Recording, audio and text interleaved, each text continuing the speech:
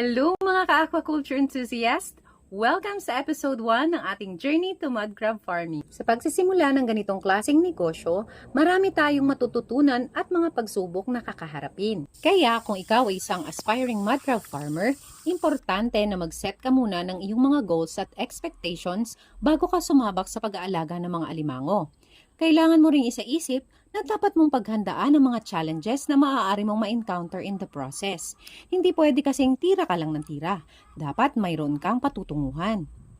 Ito ang mga simpleng layunin na kailangan mong tandaan. Una, dapat tayong mag-set ng SMART goals. Ibig sabihin, kailangan matibay at nakatitiyak tayo sa ating mga layunin. Dapat, tanungin mo rin ang sarili mo kung ano nga ba ang gusto mong maabot sa ganitong klase ng negosyo. Pangalawa, magkaroon ng kaalaman. Kailangan pag-aralan natin ng mabuti ang tamang paraan ng pag-aalaga ng mga alimango. Sabi nga, you have to learn first before you earn. Umattend ka ng training, magmasid, magbasa ka ng mga libro tungkol sa mud crab farming at manood ng mga related videos kagaya nito. Pangatlo, magkaroon ng coachable attitude. Hindi lahat ng bagay ay alam natin, di ba? May mga bagay na mayroong alam ang iba na hindi natin alam. Hindi nakakabawas ng pagkatao ang pagtatanong. Kaya, kung ikaw ay nagsisimula pa lamang, tanggapin mo sa iyong sarili na marami ka pang hindi alam, na kailangan mong matuto sa pamamagitan ng mga kaalaman na ibibigay sa iyo ng ibang tao. Pang-apat, ingatan ang ating kalikasan. Kailangang alagaan natin ang ating paligid at ang mga yamang dagat habang nag-aalaga tayo ng mga alimango. Dahil kapag inalagaan natin ang ating kapaligiran, aalagaan din ni Mother Nature ang iyong mga alagang alimango. Ang lima, magkaroon ng mas malawak na hanap buhay.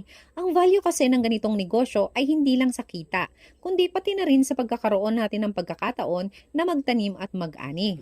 Ang pag-aalaga kasi ng mud crabs ay isang hanap buhay na maaaring magbigay din ng hanap buhay sa iba.